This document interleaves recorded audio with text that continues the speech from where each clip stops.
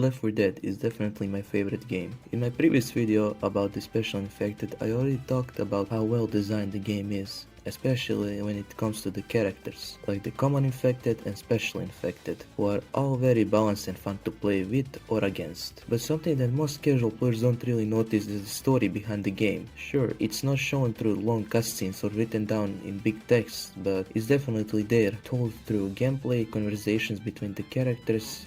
Hey, come on, cheer up. We're almost through.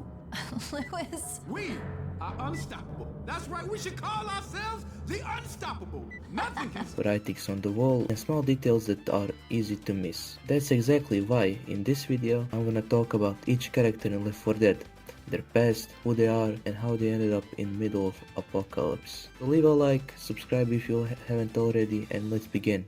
Oh no! Bill is one of the 4 original survivors in Left 4 Dead. He's a tough, older man who served in the US Army as a part of Special Forces. He fought in the Vietnam War, not once, but twice, and is usually seen carrying an assault rifle like it's a second nature to him. During the war, Bill was injured when a piece of metal from an explosion hit his knee. The damage stayed with him for the rest of his life. 2 days after the infection started, Bill was in Veterans Hospital, waiting for surgery on the same knee. While sitting there, a hospital worker tried to talk with him about his missing family and his constant smoking, but Bill didn't want to talk. He told the guy to go away. While Bill was preparing for surgery, one of the nurses got infected and attacked the rest of the medical staff. Bill, fighting off the effects of the anesthesia and nearly passing out, somehow managed to grab a knife and bowsaw and fought his way out of the operating room. Covered in blood, he made it out alive and returned home, where he put his old military clothes ready to face this new war.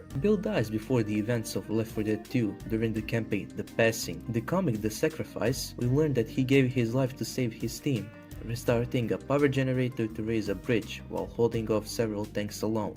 Dun dun dun! Zoey is also one of the original survivors, and before everything went to hell, she was a college student in Philadelphia. She had a scholarship and was supposed to become a filmmaker, but instead of going to class, she spent most of her time watching horror movies. She told her mom it was a research. Her father, Wade, was a cop and wanted her to follow in his footsteps. He would often take her to the shooting range. This led to a lot of tension between her divorced parents. One night, they had a big argument about her future, but before it could go any further, an infected broke into their home and attacked Zoe's mother. Wade managed to shoot the creature, but by then, her mother was already bitten. Wade told Zoe to call for an ambulance, but when she returned, she found her father being attacked by her mother. Zoe's mom noticed her and went after her too, but Wade shot her in the back of the head before she could hurt Zoe. Wade wanted Zoe to kill him before he turned infected, which she did. Zoe was left in shock, especially after 2 weeks finding out that her father might have been a carrier, which means she may have killed him for nothing. Despite the trauma, Zoe grew stronger. Throughout the journey, she grew close to Bill. They had a father-daughter bond. She leaned on him for comfort, and he protected her like family. When Zoe dies in-game, Bill reacts with more emotion than with any other character. Ah, Christ, she's dead.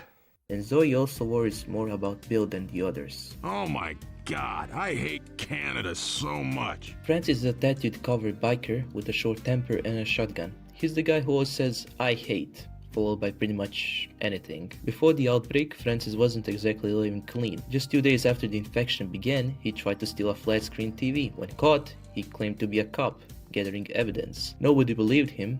Of course, he ended up at a bar, bragging to his friends about how he was probably going to jail. When one of them told him that prisons in Pennsylvania didn't allow conjugal visits, his girlfriend, Sandra, dragged him into the back room to spend their last moments together. Suddenly, she got sick and vomited on his vest. Francis was about to leave, but she pulled him back. Then she bit him, just before she could have killed him. Francis's paranoid friend Duke shot her. That's when they realized it was a normal sickness. They pulled the jukebox up to the roof, grabbed their guns, and started shooting infected. We don't know what exactly happened to Duke, Danny, or the others, but it's likely that they either died, got left behind, or something else happened. In the Sacrifice comic, Francis tells Zoe that his old friends were more fun, but that he wouldn't have survived 2 weeks without the group he has now. Grab and peels. Lewis is the most positive member of the team. always trying to keep everyone's spirits up, even when the things get really bad. He's the kind of person who jokes while running from a tank, but behind the smiles there's more going on. Before everything fell apart,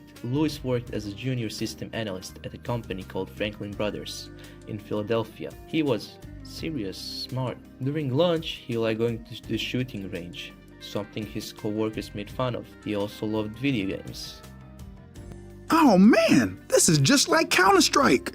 When the infection started, Louis didn't believe it at first. He told one of his co-workers that the news were lying. But when he went to the bathroom and was attacked by an infected, he had to kill it. Stepping out, he saw his office was wrecked, his friends were dead, and the city was in chaos. Since then, Louis has tried to stay hopeful and keep moving forward. He uses jokes and energy to protect himself from panic, even if sometimes it annoys Francis. But his heart is in the right place, and his positivity is something the group really needs. If you aren't ready, I don't want to hear it. Nick is one of the 4 playable survivors in Left 4 Dead 2. He's a well-dressed gambler with a dark, violent past. From the start, Nick seems like he doesn't want to be part of the group at all. He complains a lot about the plans, the situation, the others, and especially about how dirty his expensive white suit is getting. He's sarcastic and cold, often acting like he's better than everyone else. Because of this, the rest of the team has a hard time trusting him at first, but over time, Nick begins to open up. He slowly starts to care about the others and proves he can be trusted. By the end, he becomes an important and loyal member of the group, even if he still grumbles now and then. Though we never learn much about his past, there are strong hints that Nick has been involved in dangerous or shady activities before the outbreak. Still, when it counts, he's willing to fight hard and stick with the team, no matter the odds.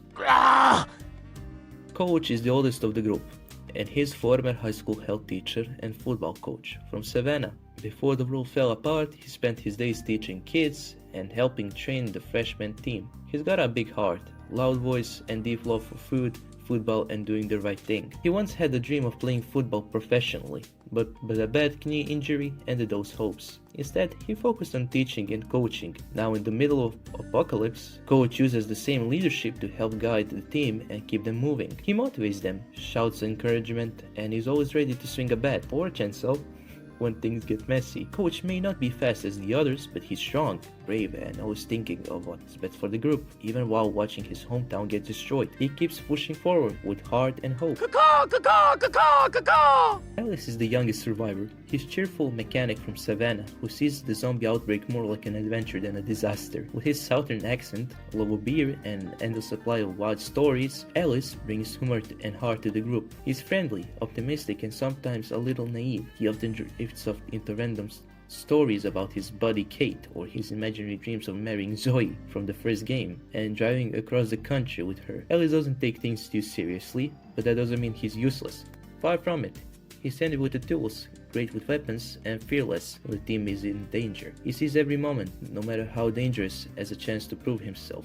To him, the zombie apocalypse is just the world's biggest dare, and he's always ready to take on it. Ellis, sweetie, Ellis! Rochelle worked as an associate TV producer before the infection. She was in Savannah covering the early outbreak as a part of the news crew when everything collapsed. Now she's one of the last survivors, doing everything she can to stay alive and help her team survive. Rochelle is a smart, calm, and kind. She often takes on the role of big sister in the group, keeping people grounded and stepping in when things get tense.